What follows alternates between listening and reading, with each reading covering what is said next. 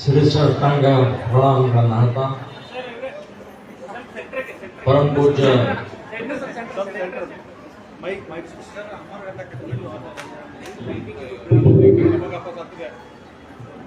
ಮಾತಾಜಿಯವರೇ, ವೇದಿಕೆಯ ಮೇಲಿರುವಂತಹ ಎಲ್ಲ ಗಣ್ಯಮಾನ್ಯರೇ, ಆತ್ಮೀಯ ಬಂಧುಗಳೇ, ತಾಯಂದಿರೇ, ಪತ್ರಕರ್ತ ಬಂಧುಗಳೇ, ಆರಕ್ಷಕ ಬಂಧುಗಳು, ಸಾಕಷ್ಟು ಸಮಯ ಆಗಿದೆ. ಹಾಗಾಗಿ ದೀರ್ಘವಾಗಿ ಹೇಳುವಂತ ಅವಶ್ಯಕತೆ ಏನಿಲ್ಲ. ಇವತ್ತಿನ ಈ ಕಾರ್ಯಕ್ರಮದ ಉದ್ದೇಶವನ್ನ ಈಗಾಗಲೇ ನಮ್ಮ ರಾಜ್ಯಾಧ್ಯಕ್ಷರು, ಮಾತಾಜಿಯವರು, ವಕೀಲರು, ಹೀಗೆ ಎಲ್ಲರೂ ಇವತ್ತು ಪ್ರಸ್ತಾವನೆಯನ್ನ ಮಾಡಿದ್ದಾರೆ. ನಮ್ಮ ಮೇಲೆ 4 ಋಣ ಇರ್ತದೆ. ಆ ಋಣವನ್ನ ತೀರಿಸುವಂತಹದ್ದು ನಮ್ಮ ಕರ್ತವ್ಯ. ಒಂದು, ತಂದೆ ತಾಯಿ ಋಣ.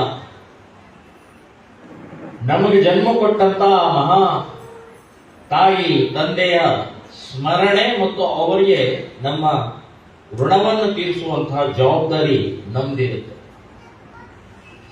ಎರಡನೇದು ಶಿಕ್ಷಣ. ಗುರುಗಳು ನಮಗೆ ಶಿಕ್ಷಣ ಕೊಟ್ಟಂತ ಗುರುಗಳ ಋಣ ನಮ್ಮ ಮೇಲೆ ಇದೆ. ಮೂರನೇದು ಸಮಾಜ. ನಮ್ಮನ್ನ ಸಮಾಜ ತಿದ್ದಿ ತೀಡ್ತಾ ಇರುತ್ತೆ, ನೋಡ್ತಾ ಇರುತ್ತೆ, ಗಮನಿಸ್ತಾ ಇರುತ್ತೆ. ಸೊ ಆ ಸಮಾಜದ ಋಣವೂ ನಮ್ಮ ಮೇಲೆ ಇರುತ್ತೆ. ಇನ್ನು ಕೊನೆಯದಾಗಿ ನಮ್ಮ ದೇಶದ ಋಣ ನಮ್ಮ ಮೇಲೆ ಇದೆ.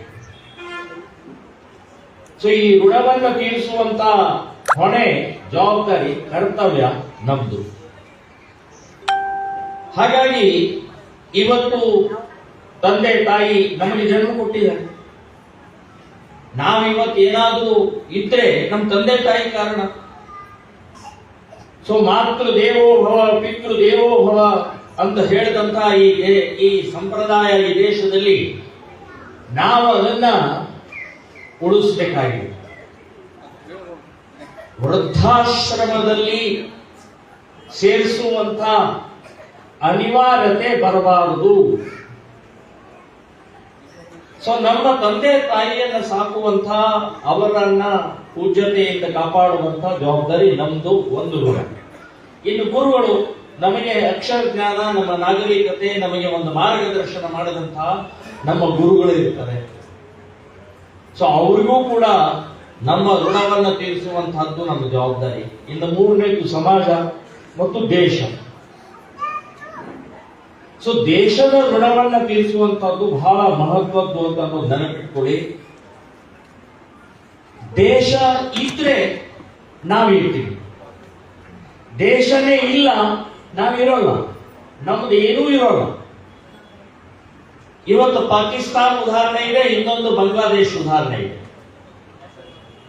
ಪಾಕಿಸ್ತಾನ ನಿರ್ಮಾಣ ಆದಂತಹ ಸಮಯದಲ್ಲಿ, ಪಾಕಿಸ್ತಾನ ಅನ್ನುವಂಥದ್ದು 78 ವರ್ಷದ ಹಿಂದೆ, ಅಂದ್ರೆ 1947 ಹಿಂದೆ ಪಾಕಿಸ್ತಾನ ಇರಲಿಲ್ಲ, ಬಾಂಗ್ಲಾದೇಶ ಇರಲಿಲ್ಲ. ಅದು ನಮ್ಮ ನಾಯಕರ, ನಮ್ಮ ದೌರ್ಬಲ್ಯದಿಂದ ಪಾಕಿಸ್ತಾನ ನಿರ್ಮಾಣ ಆಯಿತು, ಬಾಂಗ್ಲಾದೇಶ ನಿರ್ಮಾಣ ಆಯಿತು. ಆ ಪಾಕಿಸ್ತಾನದಲ್ಲಿ ಹಿಂದೂಗಳಿದ್ರು, ಹಿಂದೂ ದೇವಸ್ಥಾನ ಇತ್ತು, ರೈತರಿದ್ದು, ವಿದ್ಯಾರ್ಥಿಗಳಿದ್ದು, ಮಠ ಮಂದಿರಗಳಿತ್ತು, ಎಲ್ಲವೂ ಇತ್ತು. ಯಾಕಂದ್ರೆ ಭಾರತ ಇತ್ತು ಅವಾಗ. 47ರಲ್ಲಿ ನಮ್ಮ ಅವತ್ತಿನ ನಾಯಕರ ತಪ್ಪಿನಿಂದ, ಅವತ್ತಿನ ನಾಯಕರ ದೌರ್ಬಲ್ಯದಿಂದ ಮುಸ್ಲಿಮರಿಗೆ ಪಾಕಿಸ್ತಾನ ಅನ್ನುವಂತಹ ದೇಶವನ್ನ ಕೊಟ್ಟರು. ಬಹಳ ದೀರ್ಘವಾಗಿ ಹೋಗೋದು ಬೇಡ, ಕೊಟ್ಟರು. ಅಲ್ಲಿಯ ಹಿಂದೂಗಳು, ಅಲ್ಲಿಯ ಹಿಂದೂ ತಾಯಂದಿರು, ಅಲ್ಲಿಯ ಹಿಂದೂ ಹೆಣ್ಣು ಮಕ್ಕಳು ಮಠ ಮಂದಿರ, ವ್ಯಾಪಾರಸ್ಥರು, ರೈತರು, ಅವರ ಕಥೆ ಏನು ಅಂತ ಯೋಚನೆ ಮಾಡಲೇ ಇಲ್ಲ. ಮುಸ್ಲಿಮರು ಪಾಕಿಸ್ತಾನ ಕೊಟ್ಟರು, ಸಿಗ್ನೇಚರ್ ಮಾಡಿದ್ರು, ಇಲ್ಲಿ ಜೆಂಡಾ ಹಾರಿಸಿ ಜನಗಣಮನ ಹೇಳಿದ್ರು. ಆದರೆ ಅಲ್ಲಿಯ ಹಿಂದೂಗಳ ಕಥೆ ಏನಾಯ್ತು? ಸುಮಾರು 20 ಲಕ್ಷ ಜನ ಹಿಂದೂಗಳ ಕಗ್ಗೊಲೆ ಆಗೋದು. ಕೋಟಿಗಟ್ಟಲೆ ಹಿಂದೂಗಳು ಅಲ್ಲಿಂದ ಓಡಿ ಬರಬೇಕಾಯ್ತು. ಮಾಡಿದ ತಪ್ಪೇನವರು? ಮಾಡಿದ ಅಪರಾಧ ಏನವರು? ನೀವು ದೆಹಲಿಯಲ್ಲಿ ಕೂತ್ಕೊಂಡು ಪಾರ್ಲಿಮೆಂಟ್ ನಲ್ಲೋ ಅಥವಾ ಎಲ್ಲೋ ಆಫೀಸ್ ನಲ್ಲಿ ಬ್ರಿಟಿಷರು ಎದುರುಗಡೆಗೆ ಸಿಗ್ನೇಚರ್ ಮಾಡಿದ ತಕ್ಷಣ ಅಲ್ಲಿರುವಂತಹ ಹಿಂದೂಗಳ ಸುರಕ್ಷತೆ ಬಗ್ಗೆ ಯೋಚನೆ ಮಾಡಲೇ ಇಲ್ಲ. ಅದಕ್ಕೆ ಡಾಕ್ಟರ್ ಅಂಬೇಡ್ಕರ್ ಒಂದು ಮಾತನ್ನು ಹೇಳಿದರು. ಅವತ್ತೇ ಹೇಳಿದ್ರು, ಗಾಂಧೀಜಿ, ನೆಹರೂಜಿ ಇವರೆಲ್ಲರೂ ಹೇಳಿದ್ರು. ಏನ್ ಹೇಳಿದ್ರು? ನನಗೆ ಪಾಕಿಸ್ತಾನ ಬಗ್ಗೆ ಒಪ್ಪಿಗೆ ಇಲ್ಲ, ನಾನು ಒಪ್ಪೋದಿಲ್ಲ. ಆದ್ರೆ ಇವತ್ತು ನೀವು ನಾಯಕರಿದ್ದೀರಿ, ಇವತ್ತು ಪಾಕಿಸ್ತಾನವನ್ನ ಕೊಟ್ಟು ಬಿಟ್ಟಿದ್ದೀರಿ ಮುಸ್ಲಿಮರಿಗೆ. ಇದರ ಜೊತೆಗೆ ನಂದೊಂದು ಸಲಹೆ ಇದೆ. ಡಾಕ್ಟರ್ ಅಂಬೇಡ್ಕರ್ ಹೇಳ್ತಾರೆ, ಎಷ್ಟು ವಿಚಾರ ಮಾಡಿ, ಎಷ್ಟು ಯೋಚನೆ ಮಾಡಿ ಡಾಕ್ಟರ್ ಅಂಬೇಡ್ಕರ್ ಹೇಳ್ತಾರೆ ಅಂದ್ರೆ, ಪಾಕಿಸ್ತಾನವನ್ನ ಮಾಡೋದೇ ಆದ್ರೆ ಪಾಕಿಸ್ತಾನದಲ್ಲಿ ಇರುವಂತ ಹಿಂದೂಗಳನ್ನ ಈ ಕಡೆ ಮೊದಲೆಲ್ಲರನ್ನು ತಗೊಂಡ್ಬಂದ್ಬಿಡಿ, ಭಾರತದಲ್ಲಿ ಇರುವಂತಹ ಎಲ್ಲಾ ಮುಸ್ಲಿಮರನ್ನ ಪಾಕಿಸ್ತಾನ ಕಳಿಸಿ. ಡಾಕ್ಟರ್ ಅಂಬೇಡ್ಕರ್ ಹೇಳಿದ್ರು, ನಾನೇ ಹೇಳ್ತಾ ಇಲ್ಲ, ಡಾಕ್ಟರ್ ಅಂಬೇಡ್ಕರ್ ಹೇಳಿದ್ರು. ಯಾಕೆ? ಅವ್ರಿಗೆ ಗೊತ್ತಿತ್ತು ಪಾಕಿಸ್ತಾನ ಬುದ್ಧಿ, ಮುಸ್ಲಿಂ ಬುದ್ಧಿ ಎಂಥದ್ದು ಅಂತ ಅವ್ರಿಗೆ ಗೊತ್ತಿತ್ತು. ಆದ್ರೆ ಅವತ್ತಿನ ನಾಯಕರಿಗೆ ಆ ಡಾಕ್ಟರ್ ಅಂಬೇಡ್ಕರ್ ದೇಶಭಕ್ತಿ, ಈ ದೇಶದ ನಾಗರಿಕರ ಕಳಕಳಿ ಅವರಿಗೆ ಅರ್ಥ ಆಗಲೇ ಇಲ್ಲ. ಅವರಿಗೆ ಕುರ್ಚಿ ಬೇಕಾಗಿತ್ತು. ಆ ಹಿನ್ನೆಲೆಯಲ್ಲಿ ನಡೆದಂತಹ ಈ ಘಟನೆಯಲ್ಲಿ ನಾವು ಇವತ್ತು ದೇಶ ಅನ್ನುವಂಥದ್ದು ಇದ್ರೆ ನಾವು ಉಳಿತೀವಿ ಅಂತ ನೆನಪಿಟ್ಕೊಳ್ಳಿ. ಅವತ್ತು 1947ರಲ್ಲಿ ಪಾಕಿಸ್ತಾನದಲ್ಲಿ 12 ಕೋಟಿ ಹಿಂದೂಗಳಿದ್ರು. 12 ಕೋಟಿ ಹಿಂದೂಗಳಿದ್ದು ಇವತ್ತು 1% ಮಾತ್ರ ಉಳಿದಿದ್ದಾರೆ. 1 ಕೋಟಿ ಕೂಡ ಇಲ್ಲ. ಹಾಗಾದ್ರೆ ಎಲ್ಲೋ 12 ಕೋಟಿ ಓಡಿ ಹೋದ್ರ, ಕೊಂದ್ರ, ಮತಾಂತರ ಮಾಡಿದ್ರ, ಅತ್ಯಾಚಾರ ಮಾಡಿದ್ರ, ಎಲ್ಲವೂ ಆಯ್ತು. ಡಾಕ್ಟರ್ ಅಂಬೇಡ್ಕರ್ ಅವರ ಮಾತು ಕೇಳಿದ್ರೆ 12 ಕೋಟಿ ಜನ ಜೀವಂತವಾಗಿ, ಆನಂದವಾಗಿ, ಸ್ವಾಭಿಮಾನವಾಗಿ ನಮ್ಮ ದೇಶದಲ್ಲಿ ಬದುಕ್ತಾ ಇದ್ರು. ಈ ದೇಶದ ಮುಸ್ಲಿಮರು ಪಾಕಿಸ್ತಾನಕ್ಕೆ ಹೋಗಲಿಲ್ಲ, ಎಲ್ಲರೂ ಹೋಗಲಿಲ್ಲ. ಪಾಕಿಸ್ತಾನ ಆಗಬೇಕು ಅಂತ ಹೇಳಿ ಸಹಿ ಮಾಡಿದ್ರು, ವೋಟ್ ಹಾಕಿದ್ರು. ಈ ದೇಶದ ಮುಸ್ಲಿಮರು ಎಲ್ಲರೂ ಪಾಕಿಸ್ತಾನ ಆಗಬೇಕು, ಪಾಕಿಸ್ತಾನ ಮಾಡಬೇಕು, ಪಾಕಿಸ್ತಾನ ಬೇಕು ಅಂತ ಹೇಳಿ ಈ ದೇಶದ ಮುಸ್ಲಿಮರು ಎಲ್ಲರೂ ವೋಟ್ ಹಾಕಿದ್ರು ಜಿನ್ನಾಗೆ ಪಾಕಿಸ್ತಾನಕ್ಕೆ. ಆದರೆ ಎಲ್ಲರೂ ಹೋಗಲಿಲ್ಲ. ಕೆಲವೊಂದು ಜನ ಮಾತ್ರ ಹೋದ್ರು, ಇನ್ನು ಉಳಿದವರು ಇಲ್ಲೇ ಉಳಿದ್ರು. ಅವ್ರು ಏನ್ ಹೇಳಿದ್ರು? ನಾವು ಈ ದೇಶಕ್ಕೆ ಬದ್ಧರಾಗಿರ್ತೀವಿ, ಹಿಂದೂಗಳ ಜೊತೆಗೆ ಒಟ್ಟಾಗಿರ್ತೀವಿ, ಹಿಂದೂಗಳು ನಮ್ಮ ಅವರ ದೇವರುಗಳನ್ನು ಗೌರವಿಸ್ತೀವಿ ಅಂತ ಹೇಳಿ ಈ ದೇಶದ ಮುಸ್ಲಿಮರು ಇಲ್ಲೇ ಉಳಿದುಕೊಂಡು ಇವತ್ತು ಯಾವ ಸ್ಥಿತಿಗೆ ಬಂದು ತಲುಪಿದೆ ಅಂತ ಅನ್ನೋದು ಯೋಚನೆ ಮಾಡಿ. ಡಾಕ್ಟರ್ ಅಂಬೇಡ್ಕರ್ ಮಾತನ್ನ ಕೇಳಿದ್ರೆ ಇಲ್ಲಿ ಒಂದು ಲವ್ ಜಿಹಾದ್ ಆಗ್ತಾ ಇರಲಿಲ್ಲ, ಒಂದು ಗೋಹತ್ಯೆ ಆಗ್ತಾ ಇರಲಿಲ್ಲ, ಒಂದು ಕೂಡ ಈ ರೀತಿಯ ಸೂಟ್ ಕೇಸ್ ನಲ್ಲಿ ತುಂಬುವಂತಹ ಪ್ರಕ್ರಿಯೆ ಆಗ್ತಾ ಇಲ್ಲ. ಪಾಕಿಸ್ತಾನ್ ಜಿಂದಾಬಾದ್ ಅಂತ ಹೇಳುವಂತಹ ನಮಕ್ ಹರಾಮಗಳು ಈ ದೇಶದಲ್ಲಿ ಇರ್ತಾ ಇರಲಿಲ್ಲ. ಅದಕ್ಕೆ ದೇಶ ಮೊದಲು, ದೇಶದ ಋಣ, ದೇಶದ ಭವಿಷ್ಯ, ದೇಶದ ಸುರಕ್ಷತೆ, ಇದನ್ನು ಬಹಳ ಗಂಭೀರವಾಗಿ ನಾವೆಲ್ಲರೂ ಯೋಚನೆ ಮಾಡಬೇಕು. ಈಗಾಗಲೇ ಹೇಳಿದಂಥವ್ರು ಎಲ್ಲರೂ ಹೇಳಿದ್ರು. ಛತ್ರಪತಿ ಶಿವಾಜಿ ಮಹಾರಾಜರ ತಾಯಿ ಜೀಜಾಮಾತಾ, ಅವ್ರ ಹತ್ರ ಆವಾಗ ಸೈನ್ಯ ಇರಲಿಲ್ಲ, ಶಸ್ತ್ರ ಇರಲಿಲ್ಲ, ದುಡ್ಡಿಲ್ಲ, ಕೋಟೆ ಇಲ್ಲ, ಅರಮನೆ ಇಲ್ಲ. ಆ ಛತ್ರಪತಿ ಶಿವಾಜಿ ಹುಟ್ಟಿದಂತ ಸಮಯದಲ್ಲಿ ಏನೂ ಇರಲಿಲ್ಲ. ಆದ್ರೆ ಜೀಜಾ ಮಾತಾ ಆ ಪುಟ್ಟ ಶಿವಾಜಿಗೆ ಹೇಳಿದ್ದು, ನಮ್ಮ ದೇಶದಲ್ಲಿ ದೇವಸ್ಥಾನಗಳನ್ನು ಹಾಕಿದ್ದಾರೆ, ಪೂಜೆ ಪುನಸ್ಕಾರ ಇಲ್ಲ, ಮೂರ್ತಿ ಇಲ್ಲ, ಮಂತ್ರ ಇಲ್ಲ, ಗಂಟೆ ಇಲ್ಲ. ಅಮ್ಮ ಯಾಕೆ ಹೀಗೆ ಅಂತ ಕೇಳಿದಾಗ, ಶಿವಾಜಿ ಪುಟ್ಟ ಮಗು ಕೇಳಿದಾಗ, ಇದನ್ನ ಮೊಘಲರು, ಇದನ್ನ ಮುಸ್ಲಿಮರು ನಮ್ಮ ದೇಶದ ಮೇಲೆ ದಾಳಿ ಮಾಡಿ ದೇವಸ್ಥಾನಗಳನ್ನ, ಮೂರ್ತಿಗಳನ್ನ, ಗಂಟೆಯನ್ನ ಒಡೆದು ಹಾಕಿ ಇವತ್ತು ಬಹಳ ದೊಡ್ಡ ಅನಾಹುತ ಮಾಡಿದರೆ. ಇದನ್ನ ಮತ್ತೆ ಪುನಃ ನೀನು ಕಟ್ಟಬೇಕು, ದೇವಸ್ಥಾನ ಪುನಃ ನೀನೇ ಕಟ್ಟಬೇಕು ಅಂತ ಹೇಳಿ ಆ ಮಗುವಿಗೆ ಮಾರ್ಗದರ್ಶನ ಮಾಡಿದ. ಕೋಟೆ ನೀನೇ ಕಟ್ಟಬೇಕು. ಹಿಂದೂ ಹೆಣ್ಣು ಮಕ್ಕಳು ಇವತ್ತು ತಲೆ ತಗ್ಗಿಸಿ ಓಡಾಡ್ತಾ ಇದ್ದಾರೆ, ಅತ್ಯಾಚಾರ ಒಳಗಾಗ್ತಾ ಇದ್ದಾರೆ.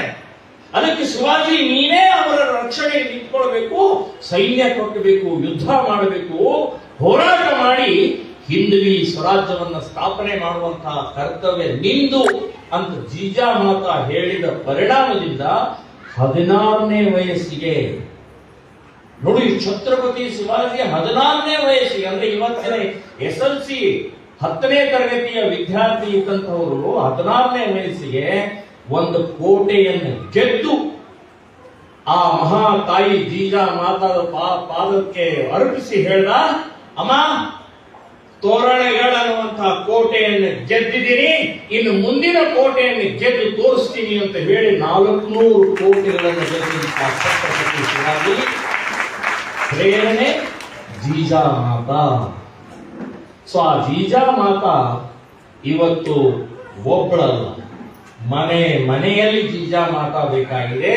ಆವಾಗ ಮಾತ್ರ ಛತ್ರಪತಿ ಶಿವಾಜಿ ಮನೆಯಿಂದ ಹೊರಗೆ ಬರ್ತಾರೆ. ಇವತ್ತಿನ ಈ ಲವ್ ಜಿಹಾದ್ ಇರಬಹುದು, ಗೋಹತ್ಯೆ ಇರಬಹುದು, ಮತಾಂತರ ಇರಬಹುದು, ಇನ್ನೇನೇನು ನಡೀತಾ ಇದೆ ದೇಶದ್ರೋಹಿ ಚಟುವಟಿಕೆಗಳಿಗೆ ತಡೆಯೋಕೆ ಇವತ್ತು ನಮಗೆ ಮನೆಯಲ್ಲಿ ಶಿವಾಜಿ ಮಾದರಿಯಲ್ಲಿ ಮಾನಸಿಕತೆ ಬೇಕಾಗಿದೆ, ಧೈರ್ಯ ಬೇಕಾಗಿದೆ ಅನ್ನೋ ದೃಷ್ಟಿಯಿಂದಲೇ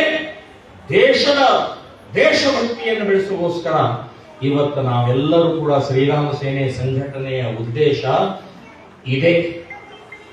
ಇವತ್ತು ನಾವು ನಮ್ಮ ಮೂಲ ಉದ್ದೇಶನೇ ಮಹಿಳೆಯರು, ಜೀಜಾ ಮಾತಾ, ಶಾರದಾ ಮಾತಾ, ಇಂಥ ಎಲ್ಲರಿಗೂ ಜನ್ಮ ಕೊಟ್ಟಂತ ಮಹಾ ತಾಯಿ ಇವತ್ತು ನಮಗೆ ಸ್ಫೂರ್ತಿ ಬೇಕಾಗಿದೆ. ರಾಣಿ ಚೆನ್ನಮ್ಮ 200 ವರ್ಷದ ನಂತರವೂ ಕೂಡ ಇವತ್ತು ನಾವು ನೆನಪಿಟ್ಟುಕೊಂಡು ಅವಳನ್ನು ಸ್ಮರಣೆ ಮಾಡ್ತಾ ಇದ್ದೀವಿ. ರಾಣಿ ಹಬ್ಬಕ್ಕ 500 ವರ್ಷದ ಹಿಂದೆ ಹೋರಾಟ ಮಾಡಿದಂತಹ ಮಹಾ ತಾಯಿಯನ್ನು ಇವತ್ತಿಗೂ ನೆನಪು ಮಾಡಿಕೊಳ್ತಾ ಇದ್ದೀವಿ. ಅಂದ್ರೆ ಎಷ್ಟು 100 ವರ್ಷ ಹೋದ್ರೂ ಕೂಡ ಅವರ ತ್ಯಾಗ, ಅವರ ಬಲಿದಾನ, ಅವರ ದೇಶಭಕ್ತಿ, ಅವರು ತ್ಯಾಗ ಮಾಡಿದ ಪರಿಣಾಮದಿಂದ ಇವತ್ತು ನಾವು ಇಲ್ಲಿ ಕೂತಿದ್ದೀವಿ. ಸೊ ಎಂತೆಂಥವರ ತ್ಯಾಗ ಬಲಿದಾನದ ಪರಿಣಾಮದಿಂದ ಇವತ್ತು ನಾವು ಸ್ವತಂತ್ರ ಅನುಭವಿಸ್ತಾ ಇದ್ದೀವಿ, ಆನಂದವಾಗಿ ಇವತ್ತು ಇರಬೇಕಾದ್ರೆ ಅವರ ಸ್ಮರಣೆ. ಸೊ ಅವರ ತ್ಯಾಗ, ಆ ದೃಷ್ಟಿಯಿಂದ ಇವತ್ತಿನ ದಿನ ನೇಹಾ ಹಿರೇಮಠ್ ಏನ್ ಅಪರಾಧ ಮಾಡಿದ್ರಿ? ಪ್ರೀತಿ ಮಾಡಿರ್ಬೋದು. ಪ್ರೀತಿ ಮಾಡಿದ ನಂತರ ಮದುವೆ ಆಗುವುದಿಲ್ಲ ಅಂತ ಹೇಳಿದ್ರು. ಹೌದು, ಮದುವೆ ಆಗುವುದಿಲ್ಲ ಅಂತ ಹೇಳಿದ್ದ ದೊಡ್ಡ ಅಪರಾಧ, ತಪ್ಪನ? ಬೇಡಪ್ಪ, ನಾನು ಆಗುವುದಿಲ್ಲ ಮದುವೆ ಅಂದು ಅಷ್ಟು ಹೇಳಿದ್ದಕ್ಕೆ ಕೊಂದ್ಬಿಡುವುದ? ಏನ್ರಿ ಇದು? ಎಲ್ಲಿ ಬರ್ತಿದ್ದೀವಿ? ಏನಾಗ್ತಾ ಇದೆ? ಈಗ ಇಲ್ಲಿ ದಿವ್ಯಾಶ್ರೀ ಅವರ ತಾಯಿ ಕಣ್ಣೀರು ಹಾಕ್ತಾನೆ ಮೇಲೆ ಬಂದು ಇನ್ನೂ 1 ವಾರ ಆಗಿಲ್ಲ. ಆ ಮಗು 5 ವರ್ಷದ ಮಗು ರೀ, 5 ವರ್ಷದ ಮಗು. ಅವಳು ಏನ್ ತಪ್ಪು ಮಾಡಿದಾಳೆ? ಆಟ ಆಡ್ಕೊಂಡು ಇನ್ನು ಓದಿ ಬೆಳೆದು ಆನಂದವಾಗಿ ಇರುವಂತಹ ಆ ಎಳೆ ಮಗುವನ್ನೇ ಕಾಮುಕ ದೃಷ್ಟಿಯಿಂದ ನೋಡಿ ಇವತ್ತು ಕೊಂದು ಹಾಕಿದಲ್ರಿ. ಆ ತಾಯಿ ಮನಸ್ಸು, ತಾಯಿ ಹೃದಯ, ತಾಯಿಯ ದುಃಖ, ಅದನ್ನು ಯಾಕೆ ಅವರು ಯಾಕೆ? ಸೊ ಇವನ್ನೆಲ್ಲವನ್ನೂ ಕೂಡ ಇವತ್ತು ನಾವು ಬಹಳ ಗಂಭೀರವಾಗಿ ತಗೊಳ್ಳಬೇಕಾಗಿದೆ. ಇವತ್ತಿನ ಅತ್ಯಾಚಾರಿಗಳಿಗೆ, ಇವತ್ತಿನ ಅಪಹರಣಕಾರರಿಗೆ, ಇವತ್ತಿನ ಲವ್ ಜಿಹಾದದಲ್ಲಿ ಮೋಸ ಮಾಡ್ತಾ ಇರುವಂತಹವರಿಗೆ ಎಚ್ಚರಿಕೆ ಕೊಡೋಗೋಸ್ಕರನೇ ಇವತ್ತಿನ ಈ ಸಭೆ ಅಂತ ನಾವು ನೆನಪಿಟ್ಟು ಬಹಳ ಗಂಭೀರವಾಗಿ ನೋಡಿ. ಇಲ್ಲಿ ಬಂದಂಥವ್ರು ಎಲ್ಲರಿಗೂ ಕೂಡ ನಿಮಗೆ ಅಭಿನಂದನೆಗಳನ್ನು ಹೇಳ್ತಾ ಇದ್ದೇನೆ, ಧನ್ಯವಾದ ಹೇಳ್ತಾ ಇದ್ದೇನೆ. ನೀವಾದರೂ ಕೂಡ ಲಕ್ಷಗಟ್ಟಲೆ ಇವತ್ತು ಹೆಣ್ಣು ಮಕ್ಕಳಿಗೆ ನಾವು ಬೇಕಾದಷ್ಟು ಜನ ನಮ್ಮ ಕಾರ್ಯಕರ್ತರು ಮನೆ ಹೋಗಿ ಎಲ್ಲ ಕಡೆ ಹೋಗಿ ಹೇಳಿದ್ರು. ಆದ್ರೆ ನೀವು ಬಂದಿರಲ್ಲ ಸಾಕು, ನಮಗೆ ಲಕ್ಷ ಹೆಣ್ಣು ಮಕ್ಕಳಿಗೆ ನೀವು ಸಾಕ್ಷಿ ನಮಗೆಲ್ಲರಿಗೂ ಆಗಿದೆ. ಒಬ್ಬೊಬ್ಬರು ಕೂಡ ಸಾವಿರ ಮಹಿಳೆಯರನ್ನು ಜಾಗೃತಿ ಮಾಡುವಂತಹ ಇವತ್ತು ಶಕ್ತಿ ಇಲ್ಲಿ ಬಂದಂಥವರಲ್ಲಿ ಇದೆ ಅಂತನ್ನುವಂತಹ ವಿಶ್ವಾಸ ನಮಗೆ. ಬಹಳ ದೊಡ್ಡ ಪ್ರಮಾಣದಲ್ಲಿ ಜಾಗೃತಿ ಮಾಡಬೇಕಾಗಿದೆ. ಬಹಳ ದೊಡ್ಡ ಅನಾಹುತ. ಕೆಲವು ಜನ ಬಂದು ಕಣ್ಣೀರು ಹಾಕಿ ಹೋದ್ರು. ಇಂಥ ಕಣ್ಣೀರು ದಿನಾಲೂ ನಾವು ನೋಡ್ತಾ ಇದ್ದೀವಿ, ಕೇಳ್ತಾ ಇದ್ದೀವಿ.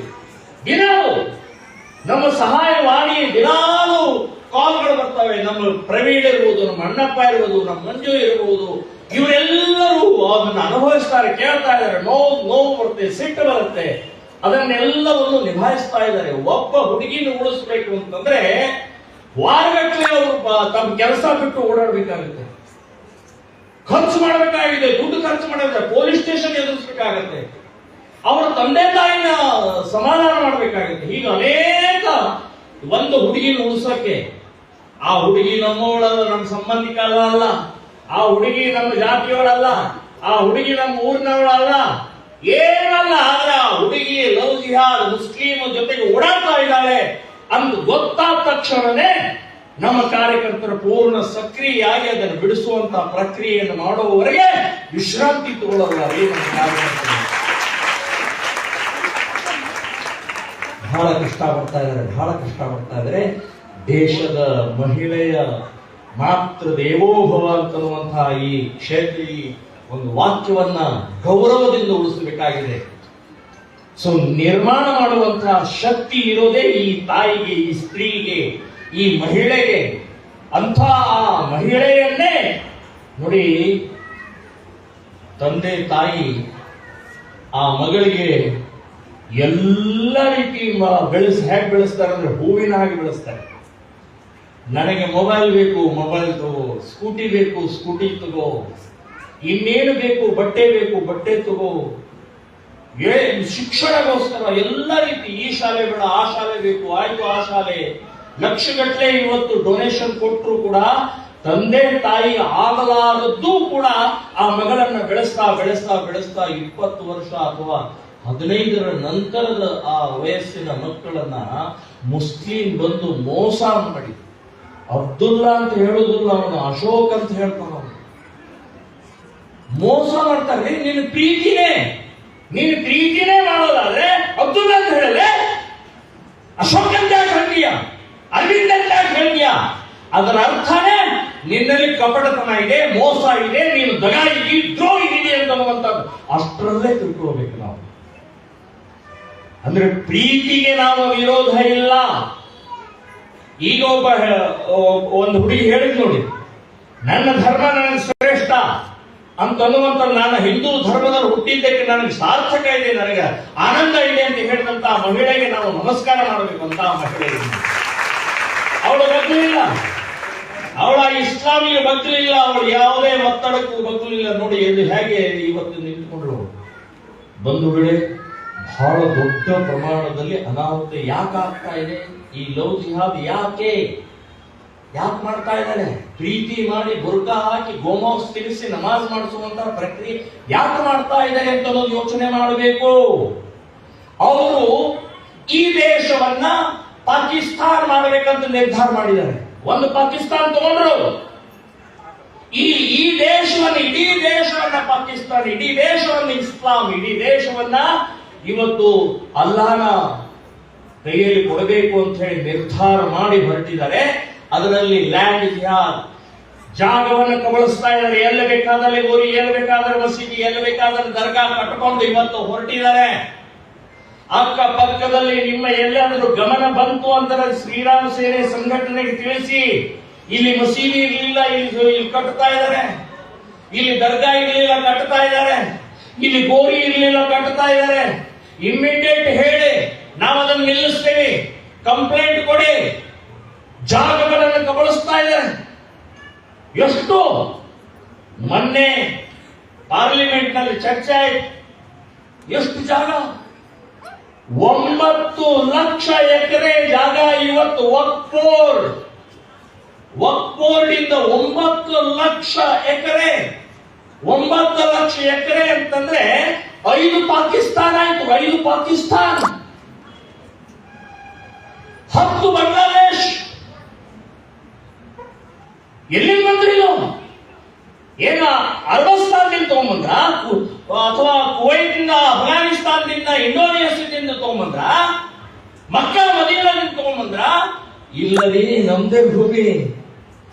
ನಮ್ದೇ ಭೂಮಿಯನ್ನ ಕಬಳಿಸ್ತಾ 9 ಲಕ್ಷ ಎಕರೆ ಇವತ್ತು ಅವರ ಕೈಯಲ್ಲಿದೆ. ಬರೇ ಒಪ್ಪೋರ್ಡಿದು. ಇನ್ನು ಬೇರೆ ಬೇರೆ ಬೇಕಾದಷ್ಟಿದೆ. ಅಂದ್ರೆ ಇವತ್ತು ಜಮೀನು ಕಬಳಿಸಿ ಇಸ್ಲಾಂ ಮಾಡಬೇಕು, ಜನಸಂಖ್ಯೆ ಜಾಸ್ತಿ ಮಾಡಿ ಇಸ್ಲಾಂ ಮಾಡಬೇಕು.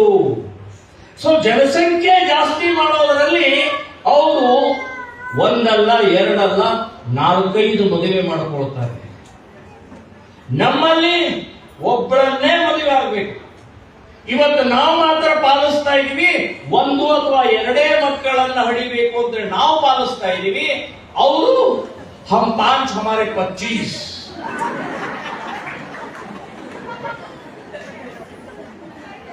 ಮೊನ್ನೆ ಒಬ್ರು ಕೇಳಿದೆ ನಾನು, ಮುಸ್ಲಿಮರಿಗೆ ಹಂದಿ ಕಂಡ್ರೆ ಆಗುದಿಲ್ಲ, ಯಾಕೆ ಅಂತ ಕೇಳಿದೆ. ಅವ್ರು ಬಹಳ ಚೆನ್ನಾಗಿ ಹೇಳಿದ್ರು, ನಾವ್ ಹೆಂಗ್ ಹೊಡಿತೀವೋ ಹಂಗ ಹೊಡಿತಾವ. ಒಂದೇ ಸಲ 20 ಮಕ್ಕಳಾಗುತ್ತಾವ. ಅದಕ್ಕೆ ಸಿಟ್ಟು.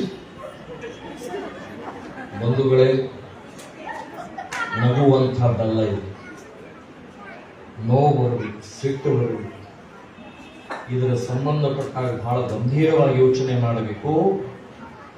ನಾವು ಶ್ರೀರಾಮ ಸೇನೆ ಸಂಘಟನೆಯಿಂದ ನಿರ್ಧಾರ ಮಾಡಿದ್ದೀವಿ, 3ನೇ ಮಗು,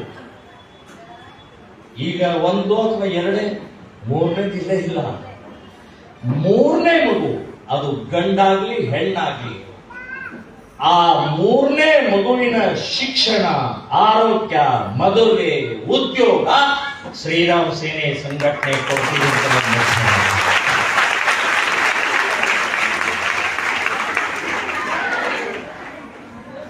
ಯಾಕೆ? ನಿಮಗೆ ನಾವೊಂದು ಮನೆ ಚಿಂತೆ ಇದೆ. LKG ಹಿಡಿದು 1 ಲಕ್ಷ ಕೊಟ್ಟು ಅವಳು ಓದೋ ತನಕ ನಾವು ಲಕ್ಷಗಟ್ಟಲೆ ಕೊಡಕ್ಕಾಗಲ್ಲ ರೀ. ನಿಜ, ಸತ್ಯ. ಅವಳನ್ನು ಓದ್ಸಕ್ಕಾಗುದಿಲ್ಲ, ಡೊನೇಷನ್ ಕೊಡಬೇಕು. ಮಕ್ಕಳಿಗೆ ನಾವು ಉದ್ಯೋಗ ಕೊಡಕ್ಕಾಗುದಿಲ್ಲ, ಇವತ್ತು ಉದ್ಯೋಗ ಸಿಗ್ತಾ ಇಲ್ಲ ಅನ್ನೋದನ್ನ ನಿಮಗೆ ನಿಮ್ಮ ತಂದೆ ತಾಯಿ ಅಂದ್ರೆ ಗಂಡ ಹೆಂಡತಿಗೆ ನಿಮ್ಮ ಚಿಂತೆ. ಆದ್ರೆ ನಮಗೆ, ಮಾತಾಜಿಗೆ, ಶ್ರೀರಾಮ ಸೇನೆ ಸಂಘಟನೆಗೆ ದೇಶದ ಚಿಂತೆ.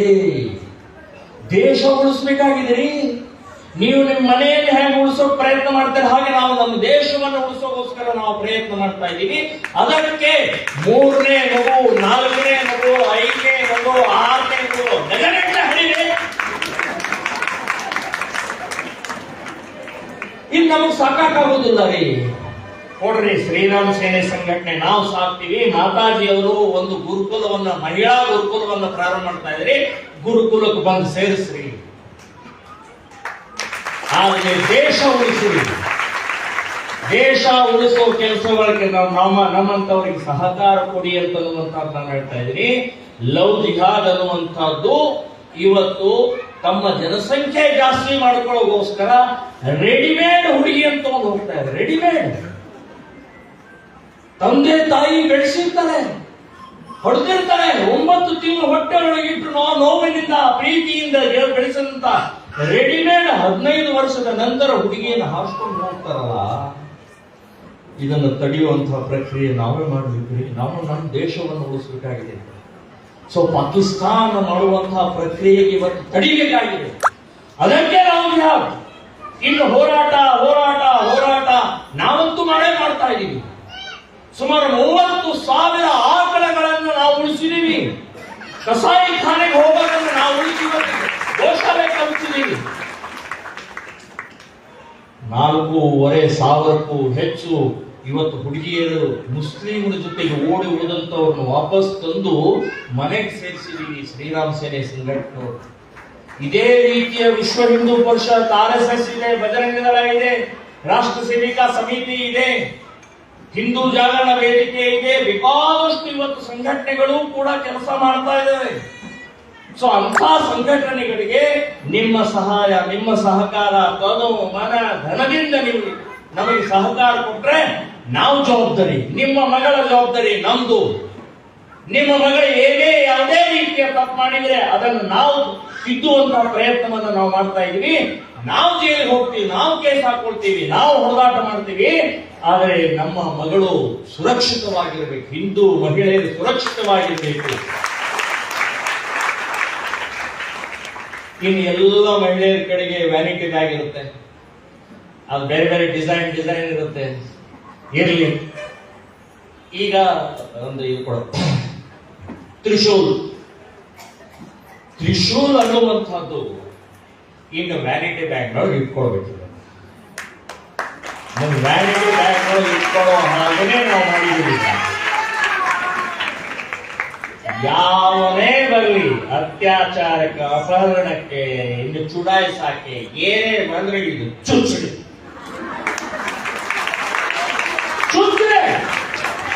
ಯಾಕಂದ್ರೆ ಪೊಲೀಸರು ಏನು ಮಾಡುದಿಲ್ಲ, ಕೋರ್ಟ್ ಏನು ಮಾಡ್ತಾ ಇಲ್ಲ, ರಾಜಕಾರಣಿಗಳ ಹರಾಮಿಗಳು ಏನು ಮಾಡ್ತಾ ಇಲ್ಲ. ಈಗ ನಾವೇ ತಯಾರಾಗಬೇಕು ಕೃಷಿ ಹಿಡಿಕೊಂಡು ಅಂತ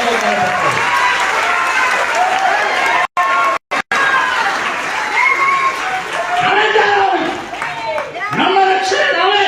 ಅದಕ್ಕೆ ಕಿತ್ತೂರು ರಾಣಿ ಚೆನ್ನಮ್ಮನ ನೆನೆಸ್ತಾ ಇದ್ದೇವೆ, ಅದಕ್ಕೆ ರಾಣಿ ಒಬ್ಬಕ್ಕನ್ನು ನೆನೆಸ್ತಾ ಇದ್ದೀವಿ, ಅದಕ್ಕೆ ನೇಹಾ ಹಿರೇಮಠ ಫೋಟೋ ಹಾಕೊಂಡು ಇವತ್ತು ನೆನಪು ಮಾಡ್ತಾ ಇದೀವಿ.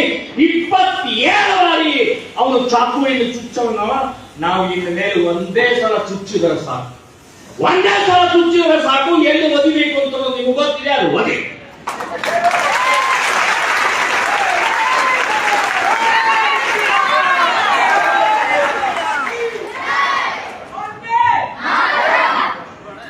ಬಂಧುಗಳೇ,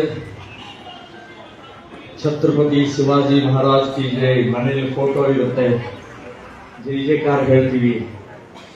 ಮನೆಯಲ್ಲಿ ಒಂದು ತಲವಾರು ಇರುತ್ತೆ. ಇವತ್ತಿನ ಈ ಆಯುಧ ಪೂಜೆ ಅಂತ ನಾವೇನ್ ಮಾಡ್ತೀವಲ್ಲ ಮನೆಯಲ್ಲಿ, ಆಯುಧ ಪೂಜೆ ಅಂತಲ್ಲದೆ ನಮ್ಮ ಸಂಪ್ರದಾಯ ಇದೆ. ಸಾವಿರಾರು ವರ್ಷದಿಂದ ನಡ್ಕೊಂಡು ಬಂದಂತಹ ಸಂಪ್ರದಾಯ. ಆದ್ರೆ ಇವತ್ತು ಆಯುಧ ಪೂಜೆ ಏನ್ ಮಾಡ್ತಾ ಇದೀವಿ? ಪುಸ್ತಕ, ಪೆನ್ನು, ಸ್ಕೂಟರು, ಸ್ಪಾನರು, ಟ್ರ್ಯಾಕ್ಟರು ಇವನ್ನಿಟ್ಟು ಪೂಜೆ ಮಾಡ್ತೀವಿ. ಇವು ಆಯುಧಗಳಲ್ಲ. ಆಯುಧ ಅಂತಂದ್ರೆ ತಲವಾರ್, ಬರ್ಚಿ, ಕುರ್ಪಿ, ಕೊಡ್ಲಿ, ಚಾಕು, ಇದು ಆಯುಧಗಳ್ರಿ. ಇದನ್ನ ಇಟ್ಟು ಪೂಜೆ ಮಾಡಿದ್ರೆ ಒಂದು ಸ್ಫೂರ್ತಿ ಬರುತ್ತೆ, ಕ್ಷಾತ್ರತ್ವ ಬರುತ್ತೆ, ಶಕ್ತಿ ಬರುತ್ತೆ. ಅದಕ್ಕೆ ದುರ್ಗಾ ಮಾತೆಯ ಕೈಯಲ್ಲಿ 10 ಶಸ್ತ್ರಗಳಿದಾವೆ.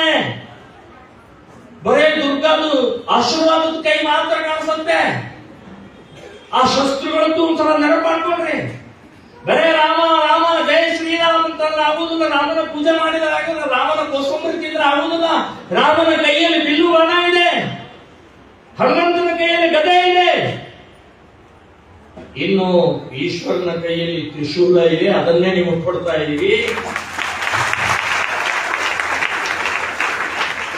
ಮುಂದಿನ ದಿನಗಳಲ್ಲಿ ಮುಂದೆ ಬರುವಂತಹ ವಿಜಯದಶಮಿಯ ಆಯುಧ ಪೂಜೆ ದಿನ ಶಸ್ತ್ರಗಳನ್ನಿಟ್ಟು ಪೂಜೆ ಮಾಡಬೇಕು. ಅದು ಕೂಡ ರಟ್ಟಿಂದು, ಬ್ಯಾಂಡಿದು, ರಬ್ಬರಿಂದು, ಪ್ಲಾಸ್ಟಿಕ್ ಅಂದು ಅದೇನ ಹೋಗಬೇಡ. ಸರಿಯಾಗಿ ಹರತು ಮಾರ್ದೆ ಏಕ ಮಾರ್ ದೋ ಟುಕಡ.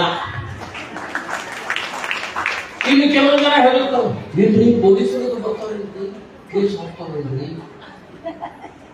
ಇದಕ್ಕೇನು ಕೇಸ್ ಹಾಕ್ತಾರ್ರಿ? ಇದು ನೋಡಿ, ಇದನ್ನು ಕ್ಲಿಯರ್ ಮಾಡ್ಬಿಡ್ತೀನಿ, ಇದನ್ನು ಕ್ಲಿಯರ್ ಮಾಡ್ಬಿಡ್ತೀನಿ. ಏನು ಆಯುಧ ಅಲ್ಲ. ಈ ಹಿಡಿಕೆ ಬಿಟ್ಟು ಈ ತ್ರಿಶೂಲ ಇದೆಯಲ್ಲ, ಅಂದ್ರೆ ಇದು ಕಬ್ಬಿಣದಿದೆಯಲ್ಲ, ಅದು 6 ಇಂಚ್ ಇದ್ರೆ ಆಯುಧ ಆಗತ್ತೆ, ಕಾನೂನು ಬಾಹಿರ ಆಗತ್ತೆ. ಇದು 6 ಇಂಚ್ ಇಲ್ಲ, 3 ಇಂಚ್ ಇಟ್ಟಿದ್ದೀವಿ ನಾವು. ಆದ್ರೆ ಚುಚ್ಚಿದ್ರೆ ಮಾತ್ರ ಸರಿಯಾಗಿ ಅಲ್ಲ.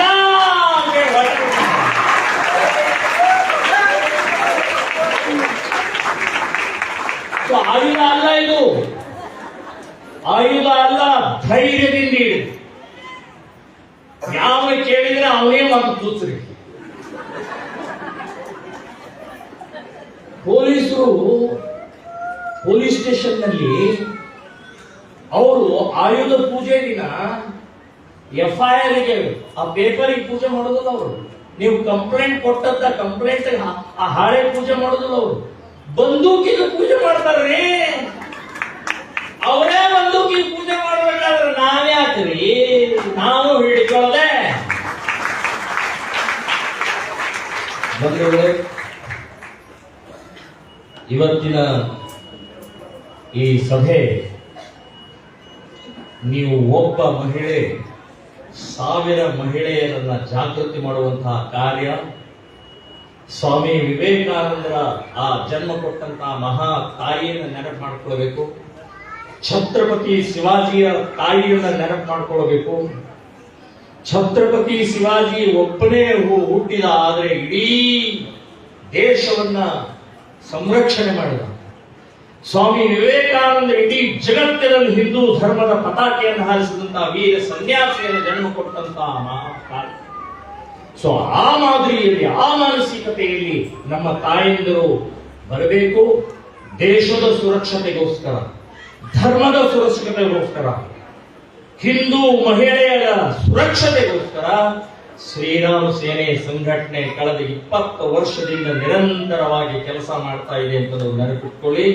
ನೀವೆಲ್ಲರೂ ಕೂಡ ತನು ಮನ ಧನದಿಂದ, ನೀವು ಎಲ್ಲ ಹುಬ್ಬಳ್ಳಿಯ, ಧಾರವಾಡ ಅಥವಾ ಹಳ್ಳಿಗಳಿಂದಲೂ ಕೂಡ ಬಂದಿದ್ದೀರಿ. ಸೊ ಎಲ್ಲ ಮೂಲೆ ಮೂಲೆಯಿಂದ ಬಂದಂಥವರು ನಿಮ್ಮ ಏರಿಯಾದಲ್ಲಿ, ನಿಮ್ಮ ಓಣಿಯಲ್ಲಿ, ನಿಮ್ಮ ಇದರಲ್ಲಿ, ಆ ಭಾಗದಲ್ಲಿ ಈ ಜಾಗೃತಿಯನ್ನು ಮೂಡಿಸುವಂತಹ ಕೆಲಸ ಮಾಡಬೇಕು ಅಂತನ್ನುವಂತಹ ವಿಚಾರವನ್ನ ಹೇಳಿ, ಇನ್ನೊಮ್ಮೆ ಆ ನೇಹಾ ಹಿರೇಮಠ ಅವಳಿಗೆ ಶಾಂತಿ ಯಾವಾಗ ಸಿಗುತ್ತೆ ಅಂತಂದ್ರೆ ಅವನಿಗೆ ಗಲ್ಲು ಶಿಕ್ಷೆ ಕೊಟ್ಟಾಗ ಅಥವಾ ಶೂಟ್ ಅಟ್ ಸೈಟ್. ಮಾನ್ಯ ಮುಖ್ಯಮಂತ್ರಿಗಳು ಸಿದ್ದರಾಮಯ್ಯನವರು ಇಲ್ಲಿ ನೇಹಾ ಹಿರೇಮಠ ಮನೆಗೆ ಬಂದಾಗ ಹೇಳಿದ್ರಿ, ನೀವು ಸಿದ್ದರಾಮಯ್ಯನವರೇ ನೀವು ಹೇಳಿದ್ರಿ 3 ತಿಂಗಳಲ್ಲಿ ನಾನು ಕೋರ್ಟ್ ಮೂಲಕ ಬಗೆಹರಿಸಿ ಅವರಿಗೆ ಶಿಕ್ಷೆ ಕೊಡ್ತೀನಿ ಅಂತ ಹೇಳಿದ್ರಿ. ಸ್ವಾಮಿ 1 ವರ್ಷ ಆಯ್ತಲ್ಲ. ಸಿದ್ದರಾಮಯ್ಯನವರೇ ನಿದ್ರೆ ಮಾಡ್ತಾ ಇದ್ದೀರಾ? ನಮ್ಮ ಹಿಂದೂ ಹೆಣ್ಣುಮಕ್ಕಳಿಗೆ ಕಿಮ್ಮತ್ತಿಲ್ವಾ? ಯಾಕೆ ಮಾತಾಡ್ತೀರಿ? ಬಾಯಿ ಮುಚ್ಕೊಂಡಿರ್ಬೇಕಾಗಿತ್ತು. ಓಟಿಗೋಸ್ಕರ ಮುಸ್ಲಿಮರನ್ನ ಬಚಾವ್ ಮಾಡ್ತಾ ಇದ್ರಿ. ಅವನು ಜೈಲಿನಲ್ಲಿ ಆರಾಮಾಗಿದ್ದಾನ್ರಿ. ಅವನು ಕೋರ್ಟಿಗೂ ಹೇಳ್ತಾ ಇದ್ದೇನೆ, ಜಡ್ಜಿಗೂ ಹೇಳ್ತಾ ಇದ್ದೇನೆ, ನೀವೇನಾದ್ರೂ ಅವನಿಗೆ ಜಾಮೀನು ಕೊಟ್ರೆ ಕಲ್ಲು ಹೊಡೆದು ಕೊಂದು ಹಾಕ್ತೇನೆ, ಕಲ್ಲು ಹೊಡೆದು ಕೊಂದು ಹಾಕ್ತೇನೆ.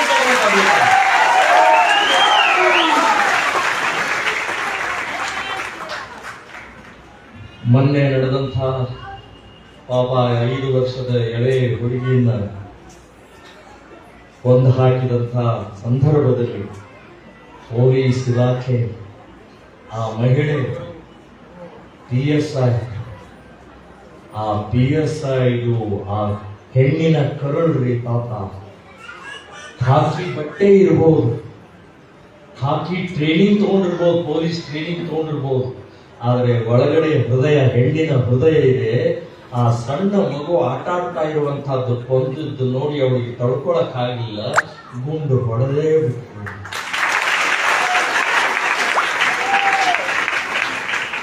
ಆ ಮಹಾ ತಾಯಿ PSIಗೆ ಸಾವಿರ ಸಾವಿರ ಸಾವಿರ ಪ್ರಣಾಮಗಳನ್ನು ಸಲ್ಲಿಸುತ್ತೇವೆ. ಇದೇ ಮಾದರಿಯಲ್ಲಿ ಆಗ್ಬೇಕು. ಇನ್ನು ಕೋರ್ಟು, ಕಚೇರಿ, ಕಂಪ್ಲೇಂಟು, ಬೇಲು, ಜೈಲು, ಸುಡುಗಾಡ ಸಾಕಿ ನಮಗೆ. ಹತ್ತು ಹತ್ತು ಹತ್ತು ಹತ್ತು ಈಗ ಪಾಪ ಎಷ್ಟು ಜನ ಅಳೋದ್ರಿ? 9 ತಿಂಗಳಾಯ್ತು ನನ್ನ ಮಗಳು ಹೋಗಿ, ಏನೂ ಆಗಿಲ್ಲ, ಇನ್ನೂ ಬಂದಿಲ್ಲ ಅಳ್ತಾರ್ರಿ. ಎಷ್ಟು ಸಲ ಅಳೋದ್ರಿ? ಏನ್ ಮಾಡೋದು? ಎಂಥದ್ದು? ನಾನು ಜಡ್ಜ್ಗೆ ಕೇಳ್ತಾ ಇದ್ದೀನಿ, ನಿಮ್ ಮಗಳೇನಾದ್ರೂ ಹೀಗೆ ಮುಸ್ಲಿಂ ಒಬ್ಬನ ಹಾರಿಸ್ಕೊಂಡು ಹೋದ್ರೆ ಒಂದು ನೀವು ಹಿಂಗೆ ಹಿಂಗೆ ಹೇಳ್ತೀರಿ ಕೋರ್ಟ್, ಅವಾಗಲೇ ನಿಮಗೆ ಗೊತ್ತಾಗೋದೇನು? ನೇಹಾ ಹಿರೇಮಠನ ತಂದೆ ತಾಯಿಯ ಕಣ್ಣೀರು ನಿಮಗೆ ಕಾಣಿಸ್ತಾ ಇಲ್ವಾ?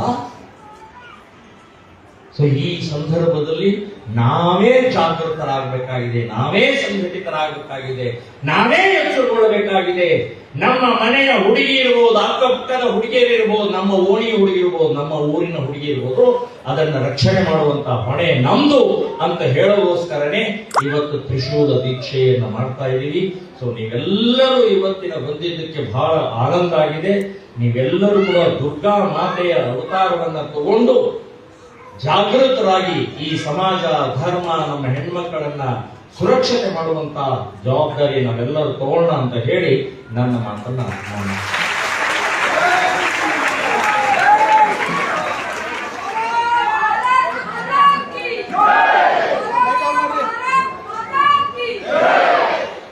ಮೊದಲು ನನ್ನ ದೇಶ, ನನ್ನ ಧರ್ಮ, ಹಿಂದೂ ಧರ್ಮವನ್ನ ಉಳಿಸುವುದು, ಬೆಳೆಸುವುದು ನಮ್ಮೆಲ್ಲರ ಕರ್ತವ್ಯ ಅಂತ ಹೇಳಿ ಮುತಾಲಿಜಿಯವರು ತುಂಬಾ ನೀಟಾಗಿ ತಿಳಿಸ್ಕೊಟ್ರು.